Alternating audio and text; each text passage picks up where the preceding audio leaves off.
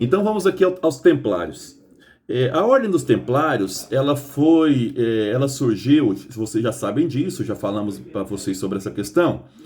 A Ordem dos Templários surgiu para poder proteger os lugares santos, né, e o povo que ali estava indo para a Terra Santa. Surgiu em 1119, tá?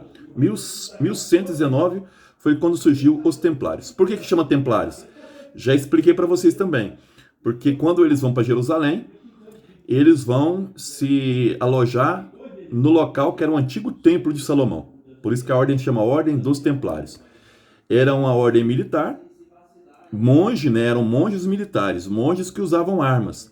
Eram bastante disciplinados, exerciam uma boa administração, que fez com que eles acumulassem riquezas. Tá? É uma ordem que foi ficando rica, porque eram grandes administradores.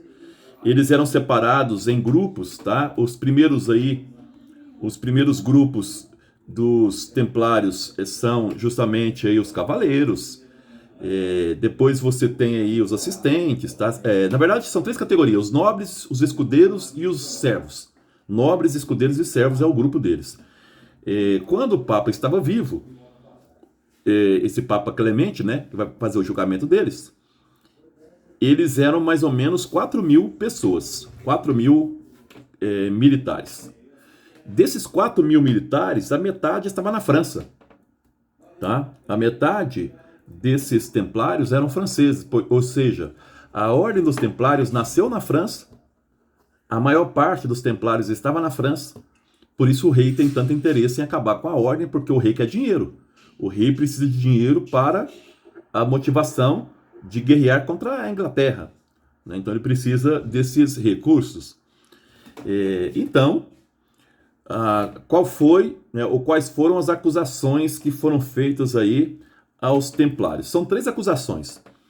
A primeira acusação é importunação sexual, porque entravam muitos jovens na ordem e haviam acusações que esses mais novos eram abusados sexualmente por esses militares. Essa é a primeira acusação. A segunda acusação é que os templários faziam excesso de bebida alcoólica. Essa foi a segunda acusação. Uma terceira acusação era as reuniões secretas deles, né? Para você entrar na ordem, você passava por um ritual secreto. E vocês sabem, pessoal, isso na história da humanidade, todas as vezes que você tem essas reuniões secretas, abre brecha para críticas. Isso com a maçonaria, isso foi com o cristianismo no início do século I, que também as reuniões eram secretas.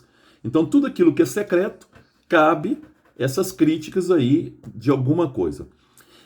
Nada disso, dessas acusações, foi comprovada, ou foram comprovadas, mas a ideia era justamente era acusar eles para que o Papa acabasse com a ordem. Então, nesse concílio, o Papa vai julgar essa ordem, né? Visando aí o dinheiro dos templários. Uma outra crítica que o Felipe IV fazia, e a igreja, né, acolheu essa crítica, esse era o medo do Felipe, era que os templários eram muito fortes, então que se criava um Estado dentro do Estado francês. E o Estado francês centralizado não aceitava uma ordem tão forte que ameaçasse o poder do Felipe IV, tá? Então, essa ordem forte ameaçava o tempo todo o Felipe, por o Felipe ser centralizador e tudo mais. Então, no julgamento, a primeira coisa que fez uma acusação era que os noviços, para entrar na ordem, deviam pisar e cuspir no crucifixo. Isso apareceu no julgamento. Que nessas reuniões secretas, para que o jovem entrasse na ordem, ele deveria cuspir e pisar no crucifixo. A segunda acusação de heresia era que os jovens deveriam renegar Cristo e adorar uma divindade chamada Baphomet, tá? Baphomet. Essa era a outra acusação. Escreve Baphomet mudo, tá? Baphomet.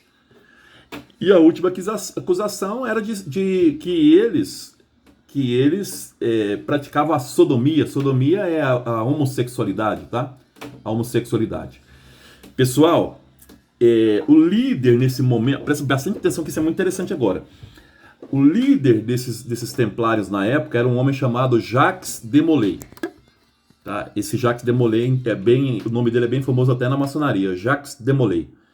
Então esse Jacques de Molay, ele era o líder dos templários nesse período. O problema é que nesse período você era acusado e você negava a acusação. E como é que era a forma de tirar de você uma verdade ou uma mentira, né? Que passava por verdade? Tortura. Então todos os rituais do tribunal era feito através de tortura. E o próprio Jacques de Molay foi torturado para confirmar essas acusações. E quando ele saiu dessas acusações, ele escreveu uma carta para todo mundo da ordem para confirmar as acusações para não serem torturados, porque ele sofreu tortura. Então ele, para não ser... Ele manda uma carta para os membros da ordem, dizendo que se perguntasse se aquilo lá era verdade, era para dizer que era verdade, para que eles não sofressem a tortura que estavam sofrendo. Não que as coisas eram verdades, mas para não serem torturados, ele escreve autorizando as pessoas a confirmar aquilo lá para eles não serem torturados.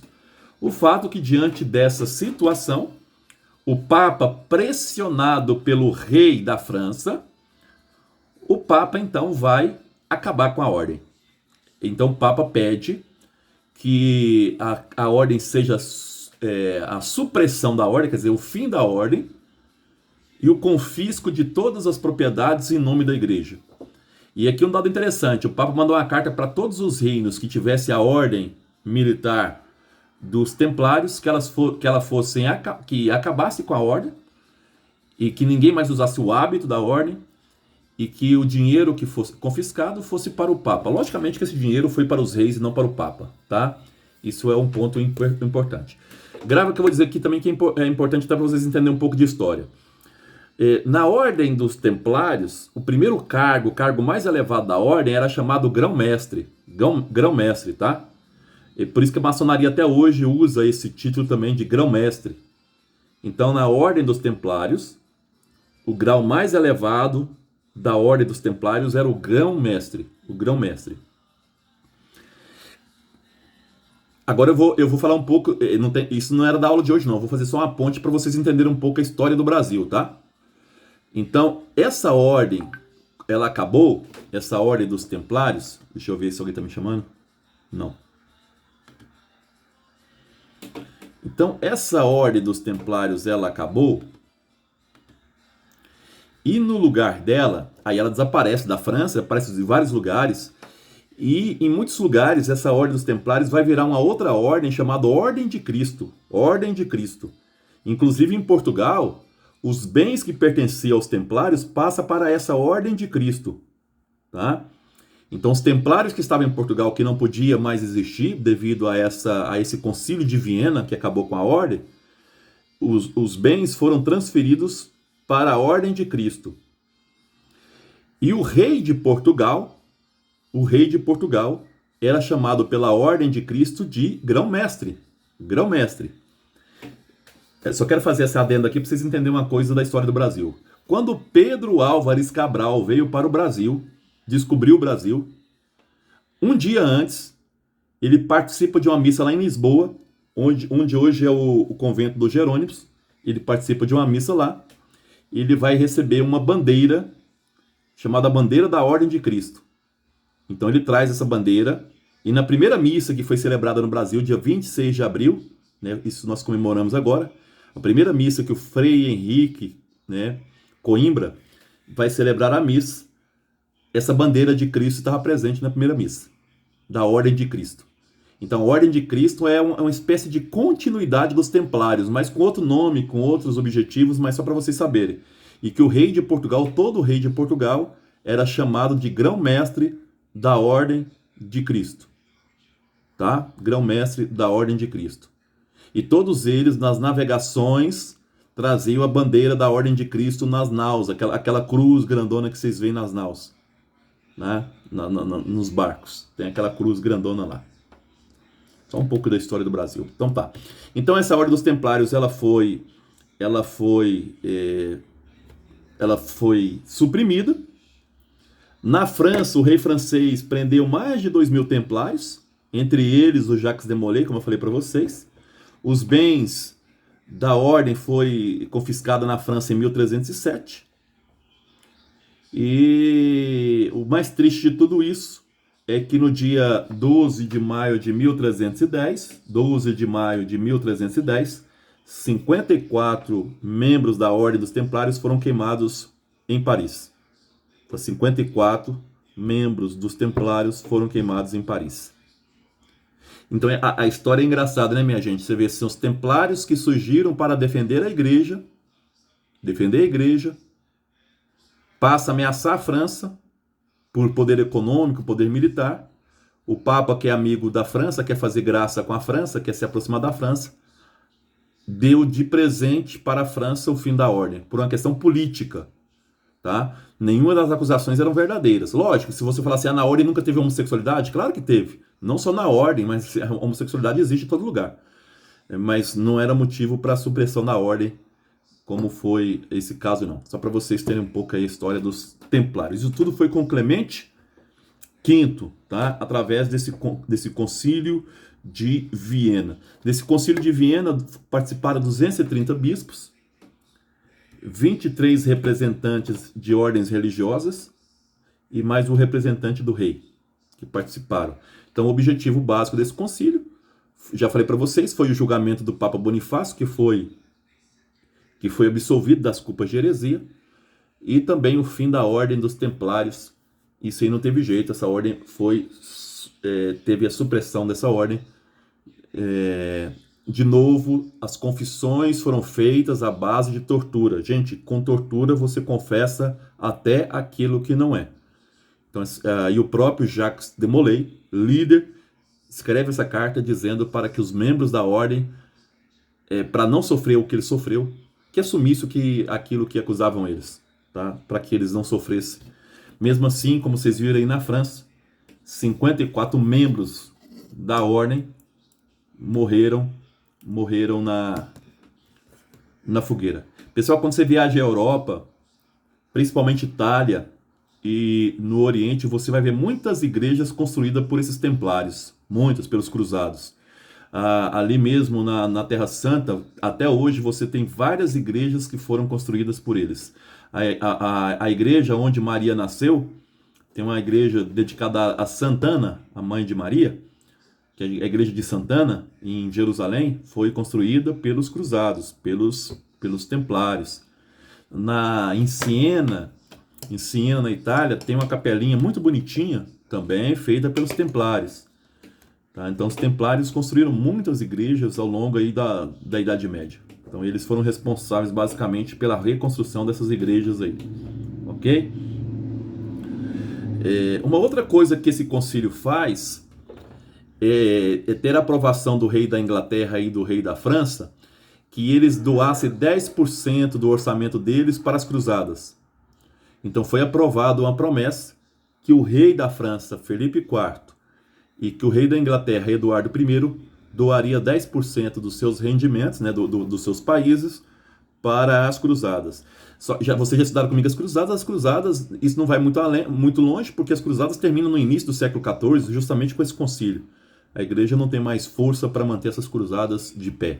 Foi apenas uma promessa. Promessa não cumprida, porque as cruzadas acabam aí mesmo. E não vai ter mais essas cruzadas aí. Ok? Então esse é um pouco o governo desse Papa chamado Clemente V. Então se um dia perguntarem para vocês a importância do Papa Clemente V, vocês podem dizer o seguinte: ele tem 3 importâncias. As 3 importâncias dele. Primeiro, ele é o Papa que vai dar início, então, ao exílio de Avignon. Exílio ou moradia. Não é que os papas foram obrigados a ficar na França. Foram porque quiseram. Mas é com o Papa Clemente V que os papas abandonam Roma. Quantos anos que eles ficaram longe? Esse Papa, por exemplo, ele foi nomeado em 1305. O Papa só volta para Roma em 1378. Né? Então, de 1378 a 1305 são aí 69 anos, né? Então os papas vão ficar em exílio 70 anos, em exílio em Avignon na França. Exílio é a maneira de falar, não que eles estavam obrigados a ficar lá. Era cômodo ficar na França. Sabiam da proteção do rei da França em relação a eles. tá bom? Então foi com Clemente que começa esse processo da permanência dos papas na França, tá bom? Segunda importância do Papa Clemente V. Ele conduziu o julgamento do Papa Bonifácio VIII. Pessoal, é a primeira vez na história que um Papa julga outro. Isso é gravíssimo na história da Igreja. Então ele conduziu esse julgamento do Papa Bonifácio VIII, mas o concílio não encontrou nenhum lastro de heresia, do Papa Bonifácio VIII. Ele foi absolvido, como eu falei para vocês. E o terceiro ponto importante, que esse Papa é o que acaba com a Ordem dos Templários, a ordem mais importante da Idade Média, sem dúvida nenhuma. Uma das mais importantes, não a mais importante, uma das mais importantes da Idade Média e a mais importante ordem militar ligadas às cruzadas. Todos os filmes que vocês veem na televisão, tá lá os Templários, indo para a Terra Santa para proteger os peregrinos. Aquele filme que eu passei, até a Patrícia disse que tinha visto, As Cruzadas. Aqueles homens são templários, estão indo para as cruzadas para proteger os lugares santos. Então os templários, eles foram importantes nesse processo das cruzadas na Terra Santa. E como toda ordem, né, isso na igreja não é uma exceção, é uma regra, como toda ordem, começam pobres e ficam ricos, por doações, por boa administração, que eles tinham também, porque eram franceses, eram nobres e sabiam administrar, então aquilo que ganhavam, ou na guerra, ou de doações, eles foram enriquecendo, e o rei francês, de olho no dinheiro, começou a fazer acusações falsas, e o Papa acolheu essas acusações através aí de tortura. A única coisa que é verdadeira nesse processo é que isso criava um problema. Os militares dos templários, eles tinham muito problema com os bispos. Por quê? Porque eles não escutavam os bispos, eles queriam escutar apenas o Papa. Então eles sempre esperavam a ordem do Papa. E muitas vezes eles criavam conflito com o bispo local. Isso é verdade. Então, entre escutar o Papa e os bispos, os templários escutavam sempre o Papa. E isso gerava um problema local. Isso, de fato, foi uma verdade. Esse conflito em saber em quem obedecer. Ele sempre executava ordens que vinham do Papa e não dos bispos. Isso gerava um conflito interno também. Isso foi real. Ok? Quantos papas... Eu vou falar o nome dos papas e o tempo que governou, tá? Para vocês. Hoje, então, vou começar agora, como eu falei para vocês lá na chamada, hoje nós vamos começar a falar dos papas de Avião. Escreve A, tá? A-V-I-N-H-A-O, em português. Avião. Ou avião, mas aí depois eu escrevo lá para vocês em francês, tá? Avião ou avião. Esses papas todos os papas foram 7. Mas dos 7, só 6 moraram em Avião. Um deles vai morar em Roma. Só que esse Papa que vai morar em Roma, ele vai ser considerado pela igreja de antipapa. Vocês vão ver daqui a pouco por quê. Antipapa. Tá? Uma coisa importante que eu esqueci de falar. Abre um parênteses aí, esquece o Avião por enquanto. Lembra daquele Papa que a Patrícia perguntou, Bento XI? O Bento XI, por que ele chama Bento XI? Porque antes dele teve um Papa chamado Bento X, ok? Então, esse Papa Bento X era um Papa legítimo quando o Bento XI assumiu. Mas depois a igreja foi investigando e percebeu que ele era um antipapa. Então a igreja nunca teve um Bento X. Hoje o Bento X na igreja ele é considerado antipapa. Então na igreja, quando você vai lá nos quadros dos papas de Roma, vocês podem observar isso depois, está lá assim, ó, Bento IX, pula para o Bento XI, não tem um Bento X. Tá? Não tem um Bento X, isso é muito interessante. Então é Bento IX, Bento XI. Por quê? Porque quando Bento XI foi eleito, de fato o Bento X era papa legítimo. Mas depois de investigação percebeu-se que ele era um antipapa. Mas isso foi depois da morte do Bento XI.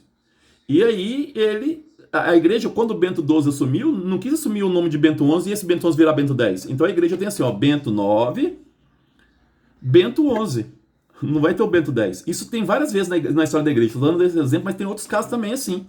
Porque esse período que nós estamos estudando, pessoal, é o período de maior número de antipapas da igreja nesse período medieval.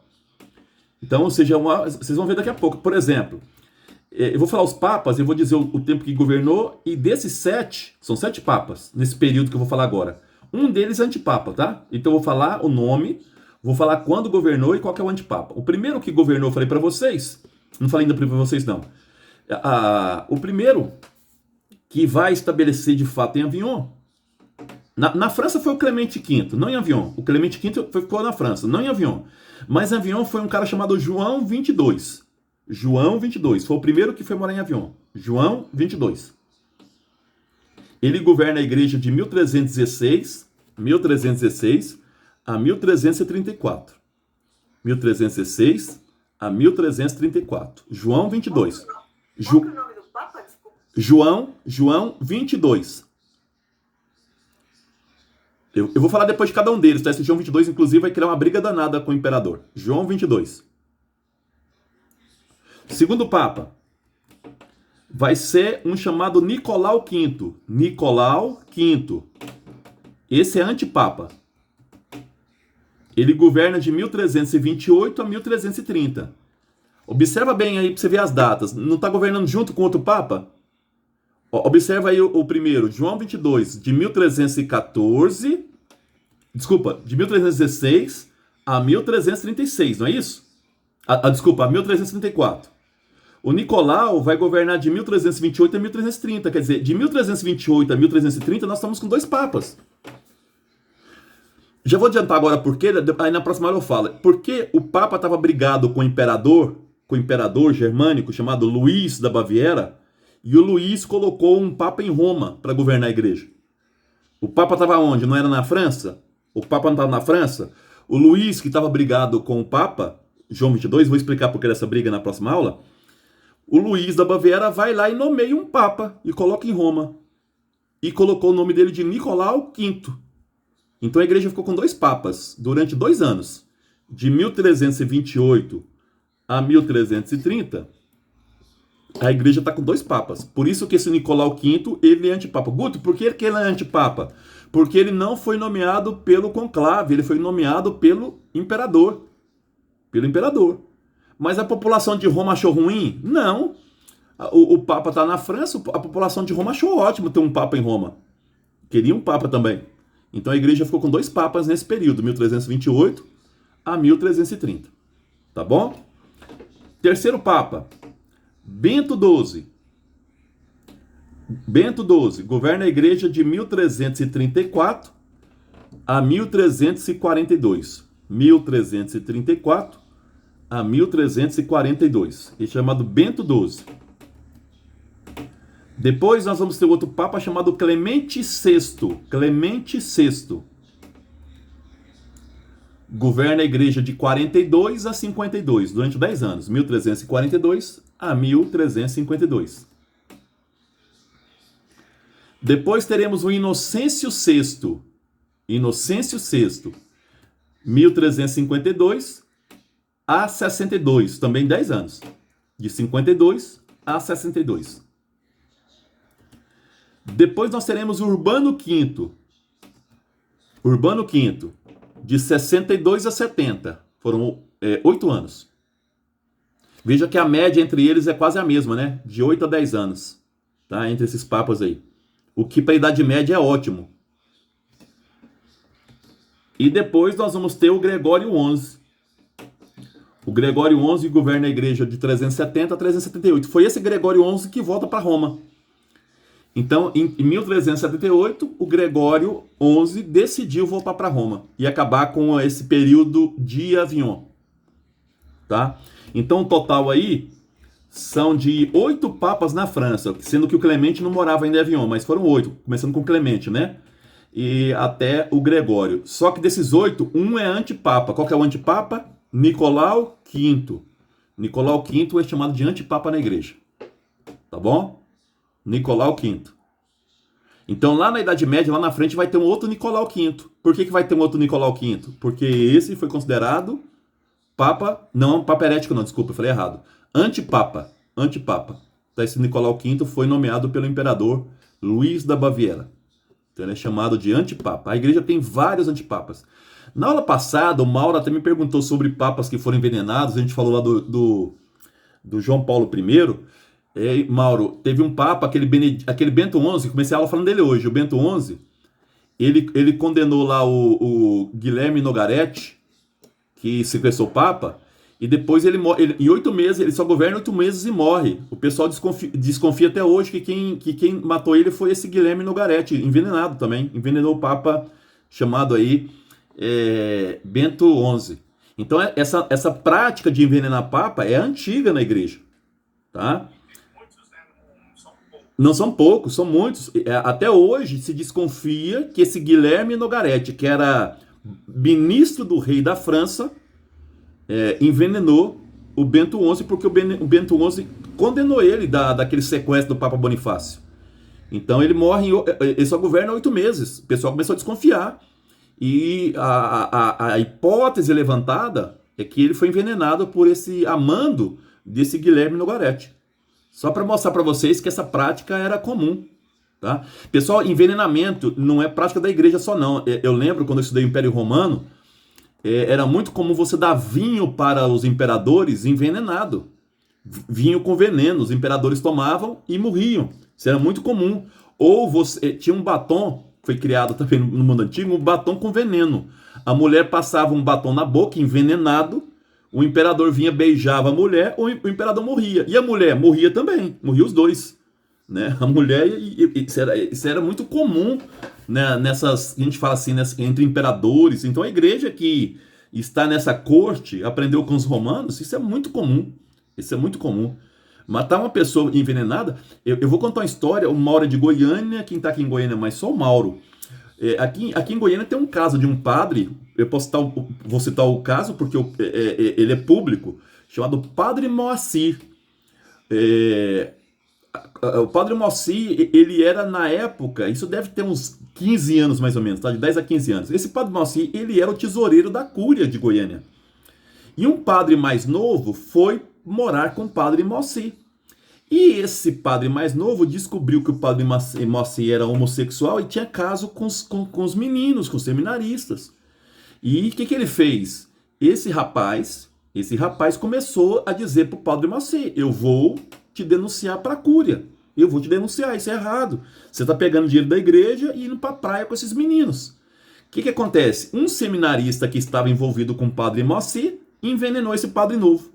Esse padre novo morreu, envenenado no café da manhã.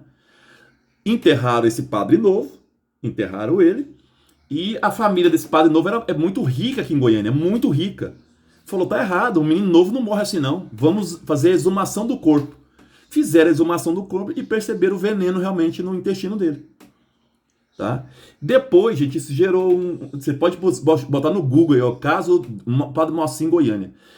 O Padre Moacir depois foi morto no trânsito, mataram ele, porque testemunhas, sabe, teve muitos casos aí, morreram 3 a 4 pessoas nessa história. Isso é um caso em Goiânia, você imagina quando se envolve um Papa, né, os assessores do Papa e assim por diante, né? Essas situações são muito complicadas, tá bom? Então eu vou parar por aqui, nós estamos começando então o período de Avignon, já vocês viram aí que o período de Avignon tem esses 7 papas, além do Clemente que é 8 papas, né? O que os papas vão ficar na França? Eles vão comprar um palácio, eu vou falar isso na próxima aula, um palácio, vou até mandar foto desse palácio, esse palácio existe até hoje. Hoje ele pertence ao governo francês, esse palácio, tá? É um museu, você pode visitar, tudo mais, belíssimo palácio. Historiadores chegam a dizer que nesse palácio eram mantidos pela igreja em torno de 4.000 pessoas vivendo ali dentro. 4.000 pessoas vivendo aí, entre funcionários, tudo, vivendo às custas da igreja. Vamos falar isso na próxima aula, ok? Se alguém tiver alguma pergunta, pode fazer. Nós temos aí 5 minutos antes que caia a ligação. Em relação ao assunto de hoje. Eu não sei se vocês estão percebendo, eu estou conduzindo vocês mostrando que a igreja está começando a entrar em conflito com os estados, né? Nesse momento, os papas são prisioneiros de quem? Prisioneiros, entre aspas, do rei francês. Né? Do rei francês. Então, seja, se o papa é prisioneiro, entre aspas, do rei francês, o rei inglês está achando isso bom? Não. O rei da Espanha está achando isso bom? Não. Nápoles está achando isso bom? Não. A República de Firenze está achando isso bom? Não. Vocês estão percebendo o conflito que é?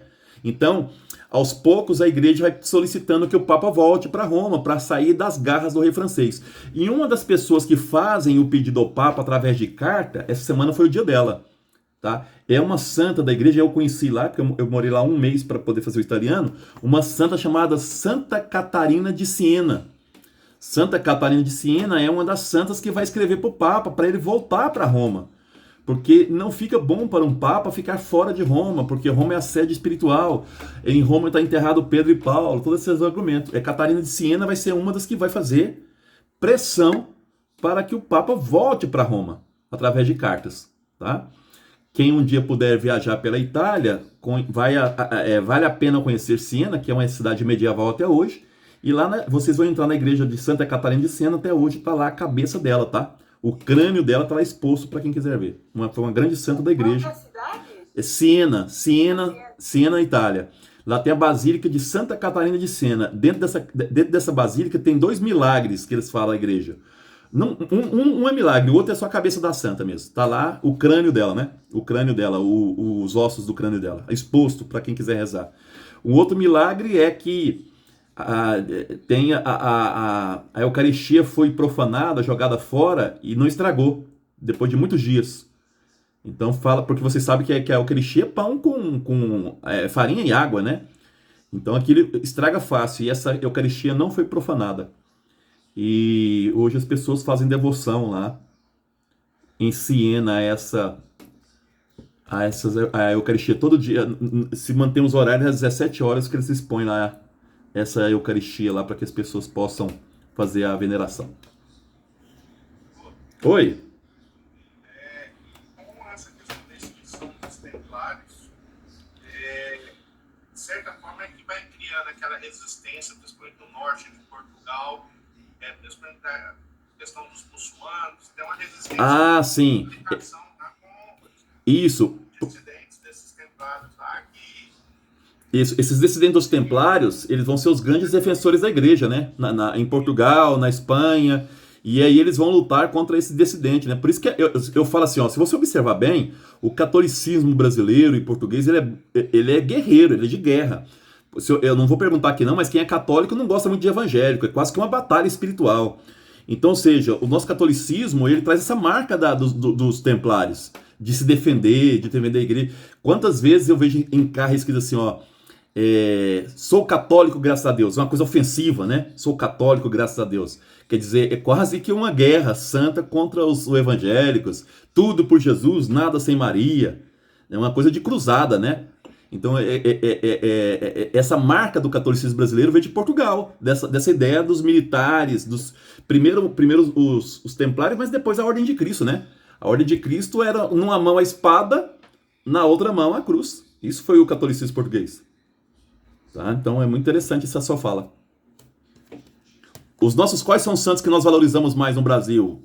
São santos ligados aos militares. São Sebastião, Santo Expedito, São Jorge da Capadócia, são santos guerreiros, né? Para trazer muito essa questão dessa marca, tá?